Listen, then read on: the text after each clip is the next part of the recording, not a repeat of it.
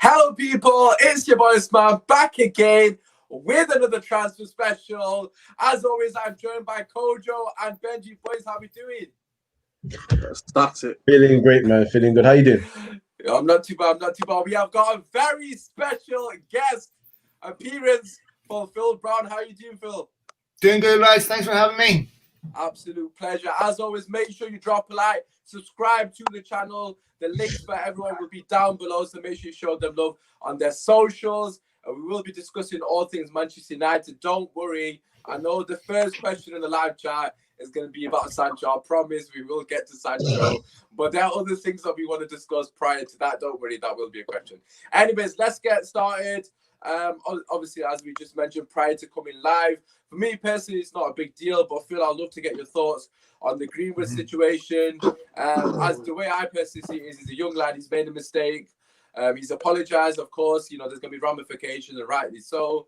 But for me, they should just move on over it. But what are your thoughts? What's your take on the whole Greenwood and Foden situation? Well, I mean, look, I think Phil Foden has a bigger problem than Mason Greenwood. I think he has a partner and a child, if I understand. So he really owes an explanation to his partner. But as far as anything else goes, you know, Mason Greenwood is 18. You know, when you take young kids and you put them into these situations where you basically put them in an adult world, they're going to make mistakes. He's a kid. He's 18. You know, when I was 18, I was at Butlins an hour with a crisis loan from a brew, bringing girls back to my chalet. You know, so, I mean, you know what I mean? What do you expect kids to do? You know? Yeah, So, exactly. I mean, I know people are COVID and all this, but he's still 18. He's a kid. You know, Yeah. I mean, kids do stupid things. It's a nothing story. Yeah, no, I completely agree. Like I said to you, at the end of the day, he's a young lad. He'll learn from it. He learned from, obviously, you know, making sure he follows the rule, that kind of thing. And I just think it's been blown out of proportion, to be quite frankly honest with you. Of course, this is the second scandal, as people would call it, that Manchester United have been affiliated with this summer. More scandals, as rival fans would say, than signings. But obviously, we'll touch on that shortly. Just regarding the dressing room and atmosphere that Oli has created within the club, do you think this may potentially be a detriment to that, or do you think it's just gonna be like a water off a duck's back, so to speak? Fellow footballers don't care about this. I mean, you played for football teams. I'm sure would you have cared if it was one of your teammates who'd laugh about it? They don't care. Really. This means nothing. You know, I mean, look, this is people. What is ironic to me about this is that you have people who are morally outraged about this, who work for newspapers, who propagate racism and bigotry and xenophobia and the worst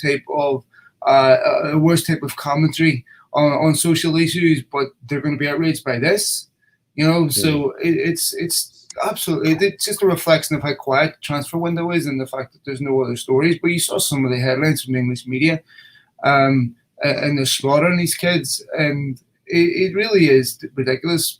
Like I said, a lot of these journalists are working for newspapers that propagate the worst type of hate, normalize the worst type of hate every day. It's ridiculous.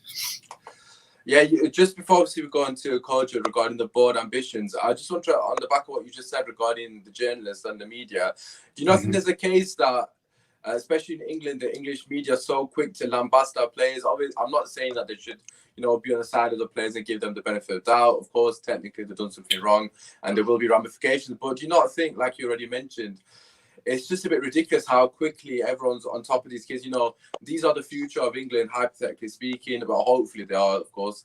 I just think for me personally, that could be mentally scar them more than just that, obviously having to overcome the situation itself.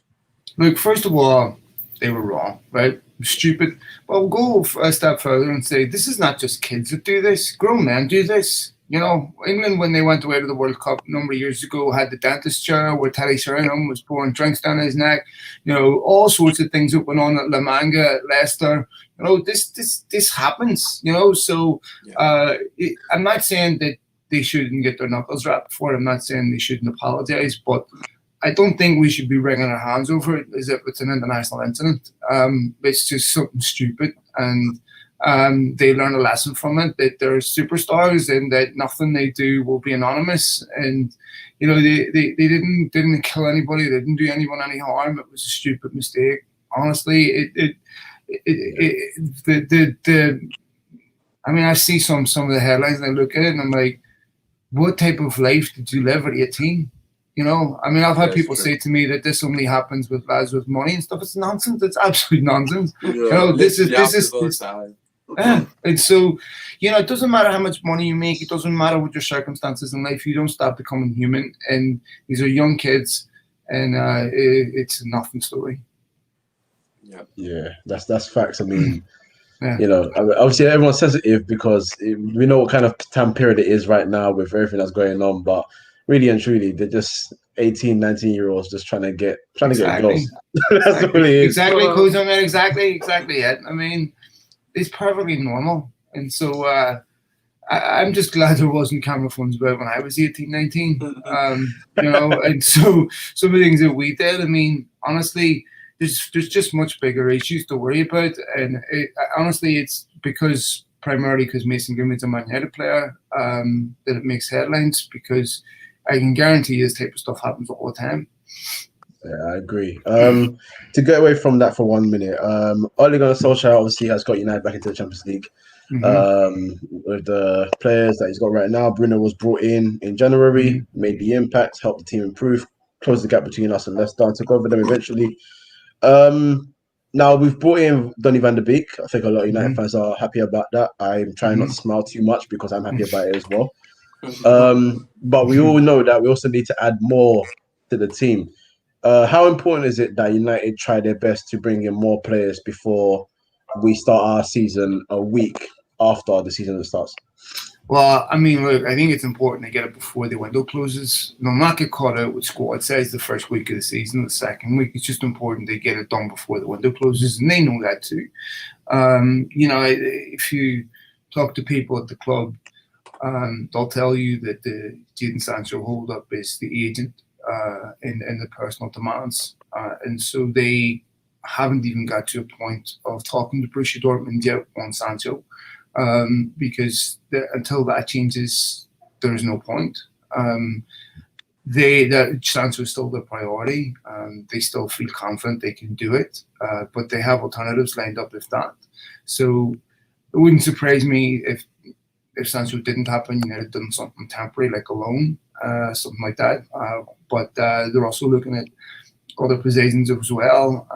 So I fully expect by the time the window closes, United will ascend probably another 2 players. But you know, there's lots of talk about this young Spanish kid, this left back Reguilon. From what I understand, he's been offered to United, but that's a lot different than them actually signing him. They're not saying they won't sign him, but all that's really happened so far is he's been offered to United and they've considered him. Okay. So with that being said, I mean, it's hard for me to imagine this because with United's history, the one thing that this club has always been is ambitious. But do you look at the board right now and think they lack ambition? Do they have that drive to try and help the team go further than just qualifying for the Champions League? Well, I think, you know, I've talked to United quite a bit, and one of the things that they were emphasising to me a week or 2 ago was it's not business as usual with COVID. It's just that so I think they're being a lot more careful. I think also some of it is about what has happened in the past. You know, Mino Raiola has been taking a pattern from people about you know, his demands. But Ezequiel Bassa, who is Sancho's agent, is also asking for excessive demands. And I have to ask the question: if a player is willing to scupper a deal to scupper a move over an agent's deal, over agent's demands, is he right? I mean, I don't know. I think United want to make sure they don't make those mistakes again. We just saw what happened last week with Alexis Sanchez, where United paid stupid money and it backfired on them. So I think they're looking at some of the things they've done in the past and don't want to repeat those mistakes. And I want to make sure that these players really, really want to come. And so I think it's a combination. Obviously, look, the ownership structure is indefensible. I've said that many times, but and that definitely is a hindrance. But I think, you know, United really, they're on trial this summer. If they don't get these players in, then you really can't go out and ask Solskjaer to to have any realistic opportunity to catch in Liverpool or clubs like that. So the recruitment cost them last season, no question. First half of the season was a result of not signing midfielders. So they can't have that happen again this season. So I think we have to reserve judgment until the window closes. I would be amazed if at least 2 more players didn't come in. I think that's fair to say. And considering everything you've mentioned, that obviously with COVID, every team, to be fair, has taken a hit in terms of money coming into the club. So most clubs would probably have to sell in order to buy in the first place. And the speculation that's something that we have to do. Do you think any particular players are going to leave? And what is your opinion on the speculation that we have to sell to buy? I wouldn't have to sell to buy. That's not true. United will sell players just simply because there's players at the squad that don't need to be there, that won't play football, that want to play football. I mean, there's 7 or 8 centre backs. So unless a couple of them leave, I don't think they'll sign a centre back. I think they'll leave that. I think they're looking at young centre backs, and unless somebody makes a move for one of those, they'll probably leave it the next season unless they get a number of them out. But that's hard to do because they're on good money. The risk that Dortmund are taking, just to go back to Sancho, is if this pandemic continues and numbers in Europe are back where they were in March, where people are not back in stadiums by the end of the season, say, there may not be any more money next summer for transfers because everyone's going to get hit with this. And how much is Jadon Sancho worth a year from now if there's no money? And so they may have to weigh up that risk and say, look, we should sell him now while we can get money for him, because next season, if this continues, nobody will have any money next summer. There won't be money for transfers. It'll be a whole different market. So, you never weigh up that risk too, because you're looking at Bruno Fernandes instead. If we'd have waited 6 months, we'd have got him, 20, 30 million cheaper, but then they wouldn't be in the Champions League. So I think their future projections are what's the concern for them, because they're losing 4 to 5 million a game at Old Trafford with every home game. So, that is a significant part of United's income. United's match day revenue is almost 20% of their income. So it's a big chunk for them. And the ownership structure, as we know, is not really set up to deal with large drops in income. The Xavi deal's up this year. And yes, they got more money for qualifying for the Champions League, but also wages will have gone up, bonuses will have gone up, all those things will have increased significantly for qualifying for the Champions League. So I think they're being very, very careful about future projections. Look, they had to draw down 140 million on revolving credit facility for cash flow purposes. So that's also an issue. We're putting a lot of money down on a player. It's probably something they don't want to do. Phil, you touched on it before. And obviously for me, I feel like this is 5 years too late. Alternative to Sancho, and I feel like Gareth Bale was 5 years too late. Yeah. Obviously 2013, 14 when David Moyes turned up, we all kind of wanted him to join our club. What are your thoughts on the links of Gareth Bale joining Manchester United this summer? I can't see that happening because I think Gareth Bale is representative of what United are trying to stay away from now. I think it could have happened a couple of years ago, but given the wages Gareth Bale's on, I don't see United wanting to pay that even on a loan deal. I think what's far more realistic is someone like a Douglas Costa or someone like that, or maybe a young player that hasn't hit there's maybe around 17, 18, somewhere like that, until United can look at this again a year from now. But I think it's a problem position for United. Daniel James is not really good enough. For what Solskjaer wants to do. He was okay for a stopgap last summer, but is definitely positioning to strengthen. They also have an issue with Igalo leaving in 3 months. His loan's up, so they'll have to address it. So it wouldn't surprise me to see them, if they don't sign Sancho, see him sign a striker. But I think they'll definitely do something on the right-hand side or down the middle this summer. But I don't think it'll be Gareth Bale. What strikers do you think we're kind of looking at? Obviously, there's Moussa Dembele, which a lot of us have spoken about, and obviously the one that Man United fans want to stay well away from, obviously Joshua King. So who do you think would be? Who do you think Man United will target And if realistically, who do you think will walk through the door from striker's position? It's a really good question. I agree with you. I hope they stay away from Joshua King as well. I think if United go out and send Joshua King as a striker, they'll get slaughtered. I think they're well aware of that, and I don't think when we talk about ambition, that would represent ambition. Joshua King is not on the radar of any top club across Europe. It's a really good question because as we see with Van de Beek, United scouting has really, really changed, and it's very possible they'll go out and send somebody that's not being linked because they're looking at a whole different type of player today. Rather than the obvious strikers that have been linked across Europe, they scout much better now. So what is being under consideration is probably, and I like this, is that because there's no obvious links to any strikers right now, like we said, Moussa Dembele possibly, but I think really the most disappointing thing was not getting Holland. Holland should have happened. But I honestly don't know the answer to that. But what I would say is that the players that will be under consideration will be a lot savvier than what they were a year ago or 2 years ago. So that scouting network will be much broader than any time we've seen before. So I think, again, we could see a young 19, 20-year-old striker that is breaking through somewhere that suits United's profile. It's a good one. In terms of like our scouting network, who is in charge of that these days? Obviously, we have reports from Ollie, we have reports from obviously the board. Because even like now, I'm seeing us being linked to Alex Telles. So who do you think is in charge of the scouting network these days for Manchester United?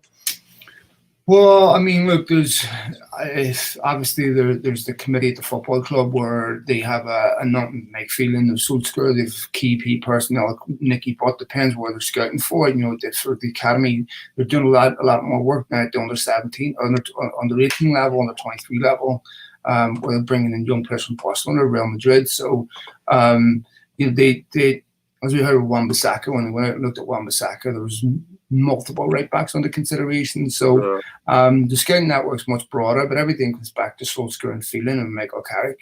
They are the final arbiters of who gets signed. But the details that go into, if you look at what United signed today, like this is one of the things I'm talking about, Reguilón. Reguilón's been offered to United, but they're trying to stay away from players that are being offered to them rather than players that are meeting the criteria that they scout for. Because we've seen so many times United be offered players from agents, sign them, and they don't work out. And so that's why I have my doubts that they'll sign someone like Reguilón. I wouldn't surprise me to see him sign a left back, but unless he just coincidentally meets their criteria of what they're looking for, in which case that it came to his attention before this anyway, then I have my doubts that it'll happen. But everything comes back to Phelan, Carrick, and Solskjaer. Do you think that left back is Alex Telles? Because reports are saying today he's flying into Manchester, which I don't believe. But what are your thoughts on no chance? Well, to be honest, I haven't asked. But Alex Telles, United will only tell you if you ask. I'm not going to call you and tell you. But I haven't asked. He's available because Porto have no money. Fabio Silva went to Wolves. Portuguese clubs have no money, so he's down the last year of his contract. So he'd be available at a good price. So it wouldn't surprise me to see him leave this summer. And he is, he's a very, very good left back. Scored a lot of goals last season, a lot of assists. He's the type of player United would need. I think he's 27. The type of player United would need. So I honestly can't tell you anything on it because I haven't asked. I don't know. Can you imagine Man United fans doing like what Arsenal fans did with Gabriel when they said, "Oh look, he's on the road with his car right now"? That nonsense. Absolute insanity. You got to respect the dedication. But I just wanted to ask you, Phil. Obviously, you mentioned already that you'd be surprised if we didn't sign two players come the end of the window. is there anything you can give us in terms of which players you think is? Obviously, I'm sure there's some information you can't share, but is there any, or at least you can give us the positions or which positions are the priority for the club? Because I know that's probably a question that most fans are wanting the answer to.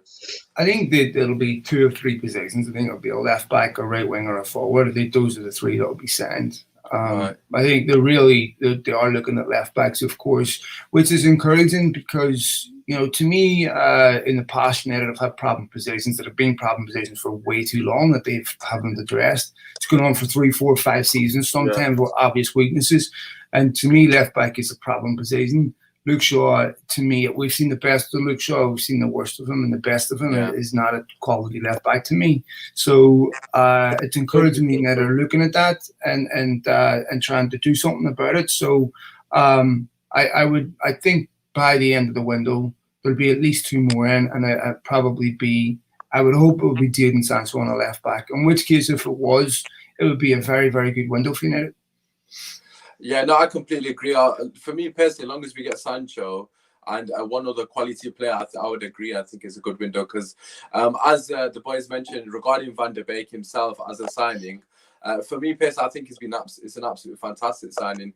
A lot has been said on other social platforms, in particular TalkSport. We asked Rob Blanchard the same question on the weekend, and he had a different point of view into it. I'm just curious to know your thoughts on where Van der Beek fits in towards the squad. Do you think he kind of plugs that hole of obviously not a CDM, but does he kind of plug all our needs in terms of a midfield, or would you still think we need another midfielder as well to add? I don't think you need another midfielder. I had Franz Hoek on my show, who was United coach, Barcelona coach, Bayern Munich, Ajax, Holland, so he knows him really well. And he had him Dutch national team. This is a guy that has 11 caps for Holland. He was the Ajax captain.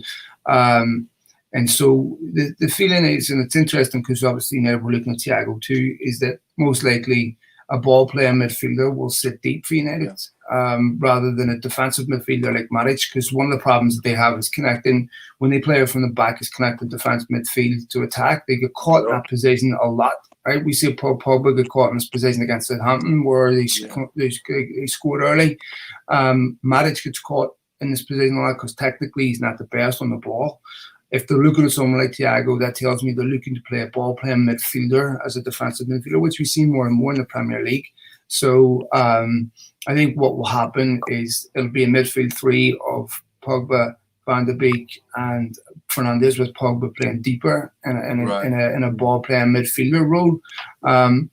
I don't like Pogba there as a defensive midfielder with responsibility to track runners, because I remember when Mourinho played him against Spurs, for example, and he conceded after 35 seconds. To be fair, it's not his position. Pogba's an technically exceptional midfielder, a magnificent football player. And it's, you don't buy Ferrari to be a bin lorry, you don't put them back there. Ferrari, Paul Pogba is a brilliant player. It's not fair to him. They asked him to do something that he wasn't bought to do. But I think he could fit in there as a defensive midfielder, ball playmaker. So I think that's what will happen. Yeah, just before we go on to Pogba and obviously his contract situation, just on the follow-up on the CDM role in a general, is there anyone else we've been linked to? I know you mentioned Thiago Alcantara, who I'm a huge fan of, but is there anyone else we've been linked to for like a specialist DM, like a Partey? I know Arsenal have been massively linked to him. Is there anybody else that people are saying that might be interested in them, or is it literally Thiago or nobody in that role?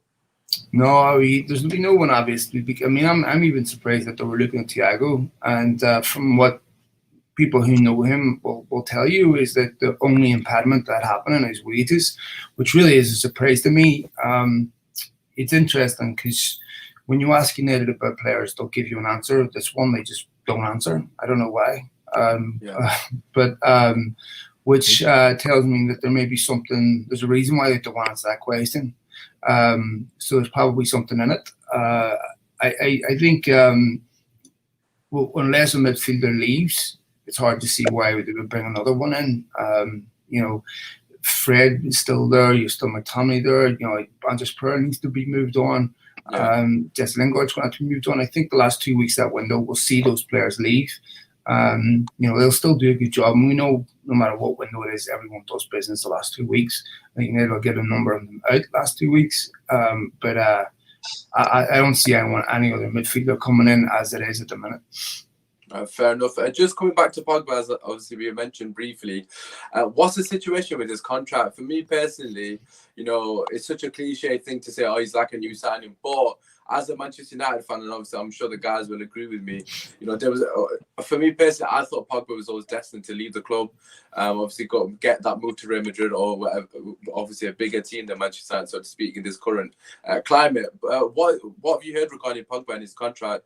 Are there positive sort of news regarding that, or do you still think there's an option he might leave next season? Look, I think if you listen to what his people were saying back in January, Pogba's biggest issue was United not fulfilling promises to build a team around him and to bring players in that he felt were sufficient. He's not the first United player to say this. So I know his people. I've done some work with them. I've had Pogba on my show. I've had Lukaku on my show. And I asked them if I could have Paul Pogba on. They said he will not be allowed to do any interviews until after the transfer window closes. Wow. So I don't think there's any realistic chance of them moving him on this summer. But he has a year left. You know, have an option of extending it for another year. But if he doesn't sign that new contract and he can leave next summer for a knockdown price, I can only see him signing that contract if United deliver on the promise to bring players in. In which case he has confidence that he's at the right club. So I don't think he will sign a new contract until after the window closes, to where he gets a good look and feel for what United done are going to do, and he is confident because, you know, if he doesn't sign a new contract, he can do what he wants next summer. United will have to sell him. All right, fair enough. All right, Kojo, obviously pass it on to you. Yeah.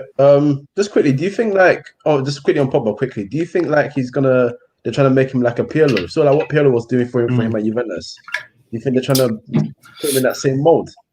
I think that when we look at the way football's going, especially in the Premier League now, we see that defensive midfield role almost as an old defensive midfielder in the Matic mold is dying. It's almost like the Jorginho type player now. I think he's the most suited at United to play that role. United tried to play Fred there. Paul Pogba is a much more technical football and better footballer than Fred. I don't think Van de Beek is suited to playing there, and Bruno Fernandes is clearly more suited to be playing higher up the field. So those are clearly United's three best midfielders. Solskjaer's going to want to get them on the pitch. The problem that Solskjaer has to be careful with getting all three of them on the pitch is at some point those players will need to be rested, and when they get rested, who comes in, you know, because when we go back to that Southampton game, you know, when Pogba and Bruno Fernandes come off the pitch the last 7 minutes, well, it was 7 minutes of injury time added on, there was nobody to come on and hold the ball for United, so we kept conceding possession and eventually conceded the goal. And we saw against Sevilla and other teams where the depth on the bench just isn't good enough. So I don't think they'll play every week together, because at some point they're going to need to be rotated, and Solskjaer's going to want to replace quality with quality rather than replace those three with an Andres Pereira or something like that. But I think for the most part, Pogba will probably play in that defensive type ball playing midfield role that you see like a Pirlo. Yeah. Okay. Sorry. Why do you think there's such an obsession with Sancho? I mean, I don't. Well, obsession is a strong word, but I feel like there is. Sort of like how. Do you think it's like similar to how Liverpool were so obsessed with Van Dijk that even though they didn't get him in the summer, they still made sure not to get anyone else. They suffered for 6 months and made sure they got him in January anyway. Do you think that United feel like he's on that kind of level of he's the final piece of the jigsaw? He's the one that fits so well. Or do you feel like they should really start looking at other options just in case this whole deal falls through? Because the guys also signed a contract. Well, they're definitely looking at other options anyway. I mean, they're definitely doing that. But I think because, first of all, if you look at what Solskjaer has done, this is the first time United have really had any success in recruitment in the last 7 years. So I think they trust Solskjaer. I think, you know, if they look at the players that he's signed, for the most part, they've all been successful. So I think that they trust his judgment. So Sancho ticks a lot of the boxes that United want. He's young, he's English, he is exceptional young talent, and you're not buying him for a year or two. I'd imagine some point the world's economy will return to normal, and Sancho's value will significantly increase. I'm sure 3-4 years from now, if he fulfills his potential, he will go on. United will easily be able to sell him at a profit. But this is why add-ons become really, really important for players at this age, because you don't know if they're going to fulfill their potential. Yeah. When United bought Paul Pogba at 19 million, they were paying a price for a complete player. Yeah. And some will argue that he didn't fulfill his potential. You look at the Kai Havertz deal; it's loaded with add-ons. So if they fulfill their potential, then you pay that full price. But you're buying potential, and nothing's guaranteed. So what if Jadon Sancho breaks a leg? Something terrible happens. This is why these add-ons become really, really important. But I think for United, the long-term goal is to get Sancho. But it really depends on what happens this summer, because if the agent is the reason why the deal doesn't happen due to his demands, and I think United have to really ask themselves if that's someone that really wants to play for the football club, and if not, if he lets the agent hold this deal up, then I think United need to look at other options for the long term, not just the short term. But they've definitely got backups if Sancho doesn't happen. Who do you think would be a good backup replacement? Transfer replacement if Sancho isn't the guy. It's a really, really good question, because to me there's no one obvious. Obviously they've been offered Douglas Costa. The problem with Douglas Costa, he's injured too much. I don't either. I don't either. I agree with you. Leon Bailey. Leon Bailey is an option, yeah, but I would imagine he would cost a lot of money. So to me, I think a deal like that is almost as difficult to do as Sancho. So I think that was something they'd have to work on. So my guess is the alternatives are short-term options for United if Sancho doesn't happen, so that they can refocus on another long-term target. It is incredibly frustrating that United don't have movement on this, because you would imagine these things should have been sorted out ages ago. And I do worry that if, with a couple of weeks left in the window, if an agent's still holding firm, it's because it's not just an agent demand, it's wages too. That is a concern to me. And so it definitely is not going to look good if United don't get him. That will have meant, with Dortmund alone, they will have lost Haaland, they will have lost Bellingham, and lost out on Sancho. Yeah. 3 major targets that Solskjaer has asked for. I mean, even when you look at the players Solskjaer's missed out on, they've all been very good. So they trust his judgment. But I think that for United, Sancho is such an important part of what they want. They need a player that can play in front of a defender and create. Daniel James can't do that. He can exploit pace in behind, but they need someone that can play in front of a player, of a left back, and create. Sancho is that player. And I think the fact that you and I or any of us can't come up with alternatives is one of the reasons why he is such an important obsession, because I don't think there is too many others out there.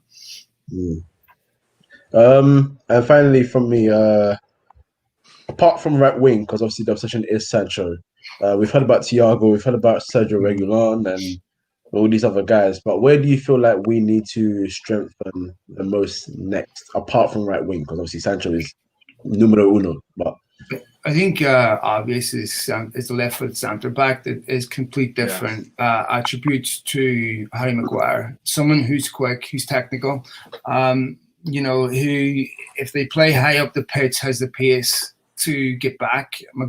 Bailly has that pace, but he's a bit rash.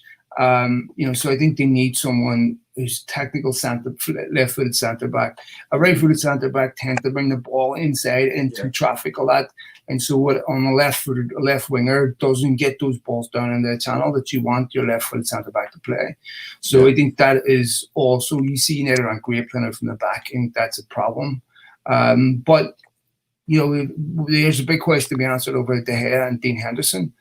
So you would like to believe if they are going to make it defensive, that they need to do it really soon, because they're going to have to be, bedded into a back four that could completely change next season. So I think that to me is the one area, other than the ones we've identified, that really need to be strengthened. But if we get to next summer where we're only needing one or two players, that's ideally where we need to be. I know a lot of people look at Chelsea and are envious, but you're bringing in a lot of players to a dressing room. If Chelsea don't start well, then confidence will go on those players. Only one of them's played in the Premier League, which is Ben Chilwell. The rest of them haven't. And they're all trying to determine, can they play in the Premier League? Not everyone sells, like Bruno Fernandes. Some do, some don't. And if they start losing early, that can make it very, very difficult for those players to sell. So bringing in that many players into a new dressing room, it's like overhauling your office that you work at. Yeah. The whole dynamic completely changes over who runs the office, who's, the personalities and how they merge and everything. So that's going to be completely different. Then you have to deal with the people that are already there. So Lampard's going to have to get rid of players. It's not the best position to be in. I'm not saying that I wouldn't like Kai Havertz, I would have. But I think when you get to a point where you need to bring in 2 or 3 players, that's the ideal summer. And so I think we'll get. I think we'll get another 2 this summer, and I think it'll be another forward, and a left back. Oh, another forward. Okay. Interesting. Benji, hello. You still here? Yeah. Hi. Phil, just touch on the man himself, Mr. Ole Gunnar Solskjaer. What was your 2 questions? What was your thoughts on him for the first 6 months of the season, and what was your thoughts on him on the second half of the season? So obviously, for me, a lot of Man United fans were frustrated. Obviously, we drew rushed out at home. We just struggled for the first part, and obviously the second half we picked it up. So what are your thoughts on the different contrasts of the season? One of the things that they said when Solskjaer signed that long-term contract, where he was made permanent manager a couple of months before last summer, was it was really important he was strong on transfers. He was in a really strong position when he signed that contract because everything was complete contrast from Mourinho. He wasn't strong on transfers, and what ended up costing him last season was poor recruitment. The fact that they went into that season with one creative midfielder, which is Paul Pogba, who's never stayed fit an entire season since he's been there. But even if he would have needed to be rotated. And as we've seen today, he is fundamental to how Solskjaer wants to play. So it's inexplicable that they didn't sign another midfielder that summer. It should have happened. That was directly responsible for the mess that we saw the first half of the season with playing McTominay and Andres Pereira, who were nowhere near good enough to play. And really, we didn't see the best of Fred McTominay until December when United played Spurs at Old Trafford. And that's whenever they improved. So the first half of the season to me was down to poor recruitment and going into the season completely unprepared. Once he signed Bruno Fernandes, I said this many times, when United signed Bruno Fernandes, they were closer to the bottom 3 on points than they were the top 3. Then they ended up finishing in the Champions League spot, which was a miracle, and they were the most consistent team in the league since January.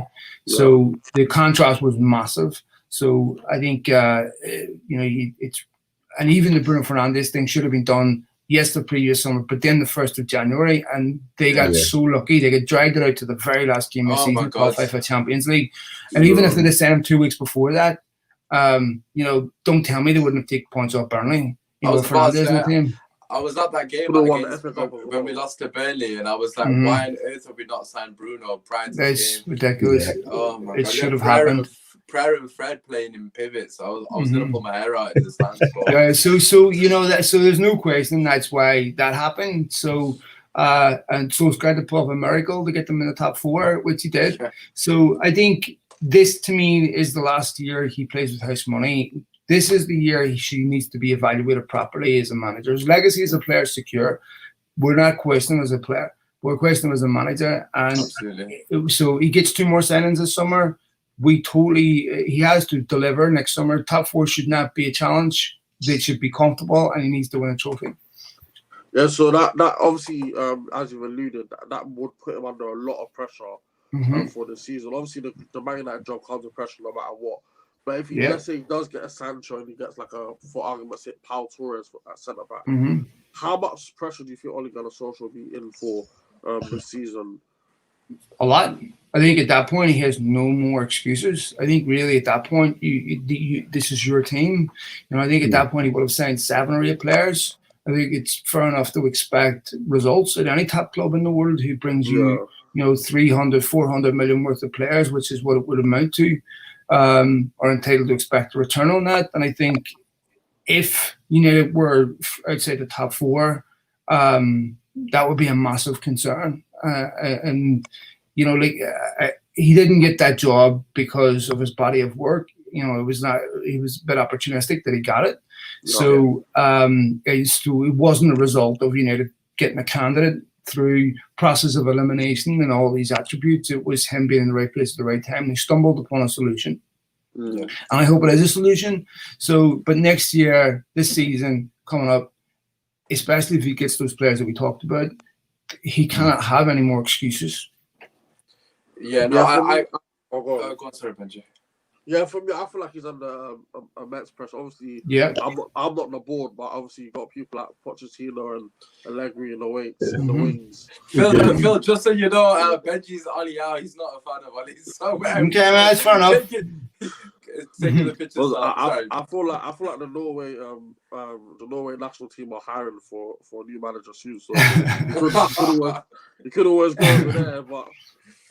Obviously, also, what's he like as an actual human being? Because obviously, we see him in the press conferences. We see him like around. Obviously, I don't know if I've ever really seen him angry apart from when he swatted Jesse Lingard. But what's he actually like as a human being? Obviously, he's very driven. He must be because of the amount of because of the legendary status he has as a player. Have you ever met him? And if you have, like, what's the first thing that stands out when you meet him? I've never met him, but I know a lot of people know him, obviously, and I ask these questions too. And they get told consistently the same things. You know, he is someone that demands very high standards behind the scenes, and you have to say that he has completely improved the football club.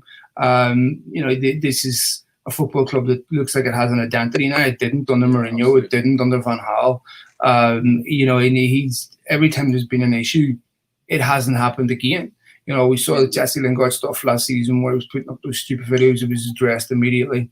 And you know, every time there's an issue, he sets a standard, and I think you have to give him credit for that. He's not. People think he's soft. He's definitely not soft. He's someone that demands very high standards from his players, and you know, we've seen with Alexis Sanchez where there's no tolerance for that type of attitude. And one of the things he has to get a lot of credit for me is completely changing the environment at United from being one that was toxic and negative to where it was all individualism to now one that says if you don't, the group setting is, you know, if whatever group you're in, they set rules of what is acceptable. And if you do things that are not acceptable by the group, you're going to get singled out. So today, United, if you aren't part of a team that wants to win things, you aren't contributing towards that. If you were being an individual, being an arsehole, sorry to use the word, then you're gonna get singled out by the rest of the group for that. So I think that wouldn't have happened before, and I think we see a much more a united collective team that is pulling in the same direction, and that primarily is down to the working environment that Solskjaer's created under Mourinho. You know, the most important thing for him, really, the last couple of months was his next job and making sure he didn't take the blame for it. And so, you know, where Solskjaer doesn't have the record that Mourinho has, he can't think about his next job. He has to get this one right. Yeah, no, I personally completely agree in terms of what he's achieved in terms of changing the culture. You know, we saw last week Sanchez coming out with those comments about, you know, his first impression of being in the club. A lot of that echoes negatively towards Jose Mourinho and the dressing room environment. Obviously, you know, that's not the case now, it seems, from a lot of the players.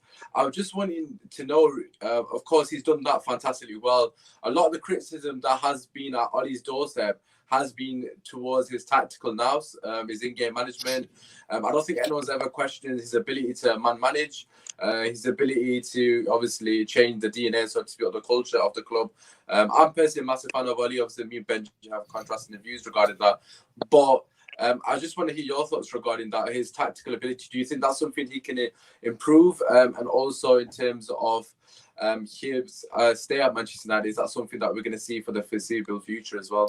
Well, I think first of all, before you can impose any tactical changes on a team, you have to have the players to do it. And I think he hasn't had the players to do it. So again, he clearly doesn't trust what he has on his bench. We saw it against Sevilla in the semi-final, or he would have brought them on earlier.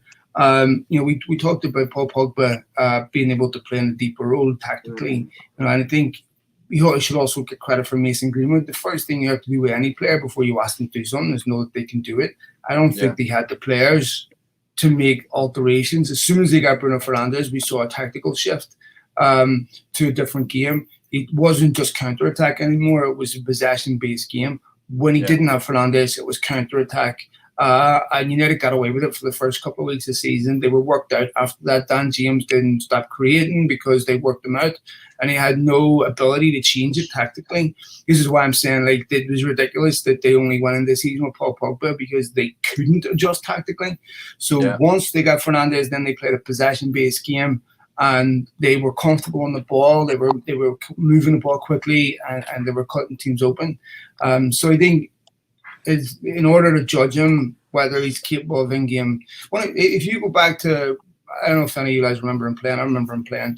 I remember him playing. Huge fan. So one of the things Ferguson used to say about him a lot was that he would sit on the bench and analyze games quite a bit. Look, then come on and exploit the weaknesses rather than just be daydreaming about what he was doing last night, as most players do. Right? Come on and try to score. He was thinking about the game and analysing weaknesses, and then coming on and exploiting. He's one of the greatest substitutes we've ever seen.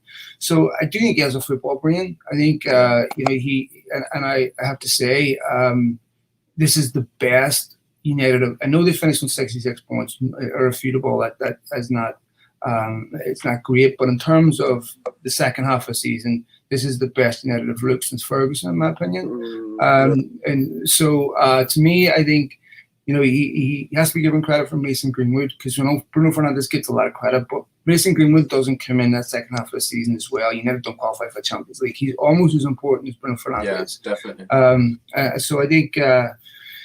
You know, we're talking about possibly 3 positions this summer that need to be strengthened. And again, I don't remember a summer where we've looked at this team and said we need 3 positions. Look at the form of Anthony Martial. Yeah. You look at the form of Martial. Martial's in the best form of his life. I think Solskjaer still deserves credit for that. We've finally seen a player in Fred, which we've never seen before. Solskjaer deserves credit for that. McTominay was playing well up until really COVID happened. Bruno Fernandes has been amazing. So I think that there's so many positives that he deserves credit for. I think the other concern that he has to have this season is the goalkeeping position and what will happen this season. And this is where I'm a bit confused, is that one of these goalkeepers, this is their last season at United. Because if Dean Henderson doesn't get in the team, he's now going to be here past the end of the season. If David De Gea gets dropped, then he's going to look to leave. But how do you get a goal? If, let's say, Dean Henderson is the number 1 next season, how do you move a goalkeeper on who's number 2 on 350 grand a week? You know, United are paying $500,000 a week for goalkeepers. That's insanity. You know, so one of those keepers is going to get moved on at the end of the season, and I think United's preference is for Henderson, and De Gea, if he starts as number 1, will not get away with what he got away with last season, where he made continuous mistakes. So I think that goalkeeping situation is really interesting. Yeah, just coming back to obviously the style of play and the changing that, I completely agree with that. You know, this is something I've said a lot on our other shows, our podcast. As coach is smiling because I use coach as a reference because he's a coach. Hence his name. But you know, coach is a coach that loves to play the beautiful game. But as coach would say, you know, with his Sunday league team or his Saturday league team, you know, you've got to get the best of the players that you've got. Obviously, the tools that you've got available, you've got to utilize them to get the result. And I feel like that's what Ollie was doing prior. He looked at the squad and thought, what's the best way for me to get results with this team? And quite evidently, it was counter-attacking football. We had a lot of pace in the break. We didn't have enough quality without Pogba in the middle of the park to to keep the ball and contain pressure on teams. So I think he played to the strengths of the team, which I was all for. It's not the Man United way, so to speak. However, sometimes you just got to do what you got to do, and that's what Ali was doing. And like you said, since Bruno's come back into the team with Pogba, we have seen that change drastically. Granted, it still needs to be ironed out a bit. I do agree with a lot of fans that still have that sort of worry. But I do agree that he's trying to make the best out of what he's got. And obviously, you also alluded to the fact that we've been very consistent post-January. So the last question I wanted to finish on was what are your expectations? Like you already mentioned, we had the best form since January. Does that give you a lot of confidence for Manchester United to go into the new season and potentially carry on that form? Or do you think it's a case of, you know, other teams just faltered and we looked a bit better than we probably are? If they started the season today with the squad they have now, I still think United would barely struggle to finish top four. I think that would be... they're still short. There's no question. So I think, you know, they still need at least two more players from me. So I think the squad as it is now, if they get lucky with injuries, is a top four squad. And that's what I think. But with another two players, with Sancho and another left back, then I would expect more. I would expect that United at least get out of the group stages in the Champions League, that they comfortably finish in the top four, that the gap between them and the top team is almost single digits, 10 or no more than 10. And if it's not that, then it's failure. There's no question. And that's when putting it in a really awkward position if Solskjaer doesn't deliver next season, because the last thing they want to do is sack him. And so, look, I think one of the things what we talk about with squad depth, that the academy's been neglected for years, right? Well, if you go back to Van Gaal's first press conference, he was asked about bringing in academy kids to the team, and he was told that don't worry about that. That's not your problem. Mourinho too.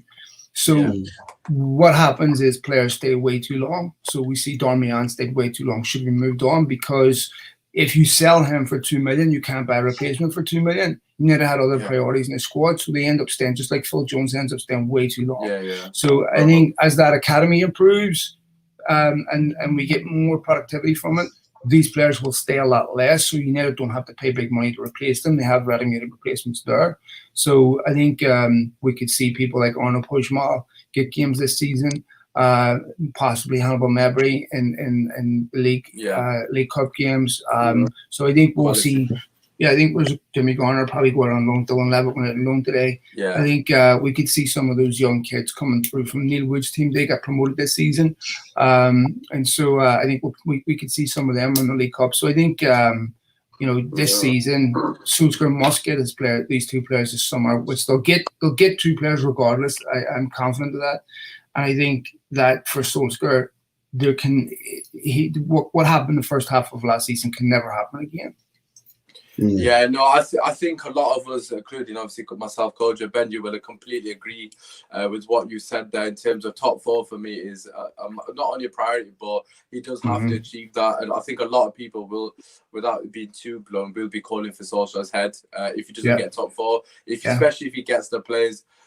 You know, as you mentioned, we're going to get two, especially with Sancho and the left back. So I would agree with that. Obviously, Ben, you know, I will let you have your say on the Ali situation. What do you reckon if Solskjaer doesn't get top four? What do you reckon, mate, for you? I think obviously Phil's got some good point, but I think he should be I think regardless, he should be the technical director or sporting director. It's a fair point. Yeah, I agree. I think personally, like, you see with me, I just feel like just get rid of him now. It's not get rid of him, but mutual termination, so to speak, and then bring in Poch and then put him higher up. because I just feel like Manchester United, with the way we are, we're not ruthless enough, and I just don't think Solskjaer's a good enough coach, and he's not going to get us where we want to get him. So why are we going to wait another year just to bring in someone else? By that time, if Pochettino, Allegri, all these other top managers have gone, that means Manchester United are going to have to go and get another second-rate manager. Then it's going to take us backwards again. I feel like he should be the technical director. Benji, since when was a sack Spurs manager a United manager?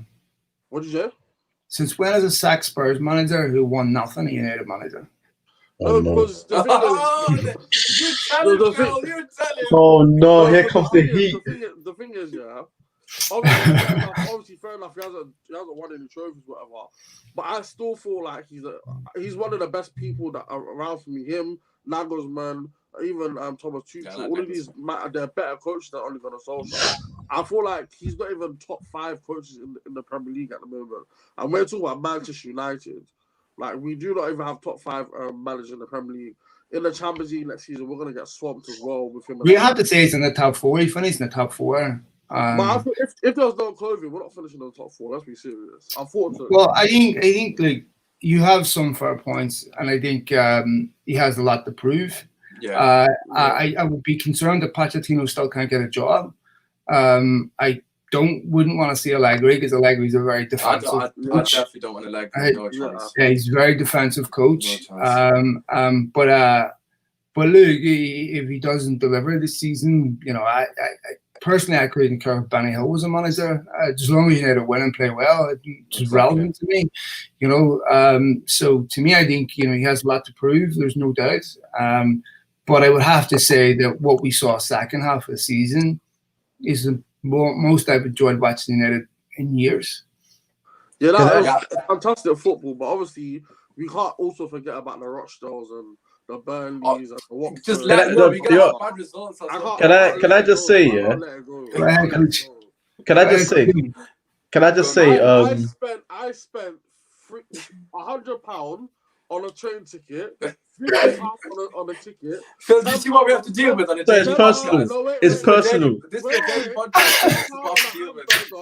To watch us lose to Burnley at home. No. Bro, I hear you, but no easy. Hamburger with cheese, extra. All right, cool. That's a lot of money, you know.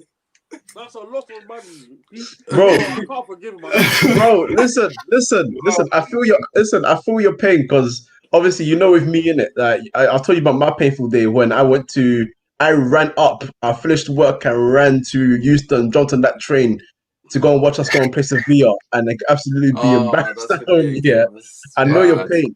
But what I will say is this. See, I'm a Pochettino fan as well. I've been a fan of his from Southampton, at Spurs as well. Yeah. And in his defense, I will say, I feel like the time Spurs were just about prime to start actually competing for trophies properly, they didn't spend for 18 months. And I can't put that on him. I got to look at Daniel Levy, Steve Hitchen, and all those guys at Spurs. But also at the same time, all these Nagelsmann and all these guys, they're showing potential. So far, they're good coaches. But there's this sort of like romanticism with coaches that play a certain way, and it's their plan A, but they have no plan B. And when they're in trouble and need to play a plan B, in trouble. Because I always go back to this example. When we played Ajax in the Europa League final, when they lost, their complaint was, why does a team play football like this? No, you should be able to counter a team that plays football like that. You got to not play just one style. You got to be able to be adaptable. And that's why I worry about a lot of coaches. I worry about that with Ole as well. I'm still not sure if he's adaptable. Because we spoke about in-game management. I don't know if he's adaptable, so I do worry about that. One of the things you have to look. Sorry, go ahead, coach. But I was just gonna say, let's because he's got top 4 now. He's under another year. Let's give him this year. He's got a midfield right now. He's got 3 very good midfielders. We obviously want more quality backup, and we want 2 more places improved. If they are indeed improved, then let's see what he does. If he doesn't live up to the expectations of getting top 4, we're not talking about title challenge, but getting top 4 and closing the gap between us and Liverpool and City, then I'm good. If he doesn't do that, then I will jump on your team. But until then, I can't do that. Agreed. Just when I was talking to Franz Hoek, we were talking about to look the clubs that Barcelona that Van Gaal was successful at. Ajax, Barcelona, Bayern Munich, all very similar. Right, same structure, top to bottom. Right, even the money people at Bayern Munich are football fans. Right, and that entire club is set up. Rummenigge, Hoeneß, all these people, Beckenbauer. It's set up for footballers. So when you go to a club like Bayern Munich, they say you can. This is how we play. This is a mold. It goes from the top to the bottom. You can bring in a couple of players, but you don't have complete control. If you look at United, right, from when Ferguson left, the people that run the football club have no idea about football, right? So there's been no mold, right? So what you've got is a mishmash of players. David Moyes. Why was David Moyes selected? Because he was similar to Ferguson. He was Scottish. He was, what was the only thing he'd done well? He had bought cheap at Everton. The Glazers wanted to repeat cheap success, right? Then they bring in Van Gaal, but they don't really understand what makes Van Gaal successful. Yeah. So he goes into football clubs that already have a mold set in place that are very similar. So United have no mold from top to bottom. It's completely demolished, right? There's no connection between the youth team anymore. The youth team's a mess. The under 23s are a mess. The first team's a mess. And then Woodward goes out and buys agent offered players, Falcao, Di Maria, players like that. So then they sack Van Gaal after 2 years. They bring in Mourinho, and they know what the destination looks like, but they don't really know how to get there. So then what you get is a mishmash of players that are bought to play for multiple different systems, right? And none of them play well, right? Because they're not bought to play the system they're asked to play, right? So then they leave United and they recover their form because other clubs know how to scout, and they bring them in, and they bring them in to suit a system that they are actually good at playing. So that has to get cleaned up, right? Yeah, absolutely. And when you talk about culture starts from the top down. Right. So if you've got people at the top of this football club that don't really understand how to run a football club, that are buying players and don't really understand how they fit systems, they play together, then this is exactly what you get. You get all these players that fit all these different systems, and United they look at Mourinho and go, he's won trophies, he's a bit successful, he will do, without ever really understanding why he was successful. Same with Van Gaal. So this is the first time they've said, let football people run the football club and let them make decisions. And this is the first time United have actually looked like a football club with players that complement a system. So Van der Beek has been brought to a system. So I think that this is the first time we've seen any coherence from United from top to bottom. But so this is where you look at Nagelsmann and stuff. There are football clubs that have an identity, that have a mold from top to bottom. You put any coach at United in the last 5-6 years would have found it very, very difficult. I completely agree. All your points are bang on. I just obviously, we're all just Man United fans. We just want the club to be successful at the end of the day. Of course, man. Absolutely. If Solskjaer does do his fair dues, obviously I'll be the first to apologize. I'll make a 2-minute video. Benji. Record that, please, man. Record that. We're gonna hold him to that. Oh, don't worry. Really singing all at the wheel. I just want us to do well. That's all it is. See him. Absolutely. Listen, we're gonna finish the podcast there. I just want to say, first and foremost, a massive thank you to Phil. It's been an absolute class. Thoroughly enjoyed it. Thank you for having me. Much appreciated. Absolute pleasure. Do you want to just quickly plug your socials, obviously, for those people that live under a rock and don't know where to find you? You can find me at Malakines on Twitter, or my podcast at Beyond the Pitch. So thanks for all the follows, likes, all that. Very much appreciated, folks. And thanks for having me on. It's an absolute pleasure. Absolutely, man. Thank you very much for coming on. His links will be in the description as well, as always. Make sure you drop a like, subscribe to the channel. We're getting very close to 1,000. Make sure you show the boys some love. Their socials will be down below. Apart from that, I'm being your host, Usmaan.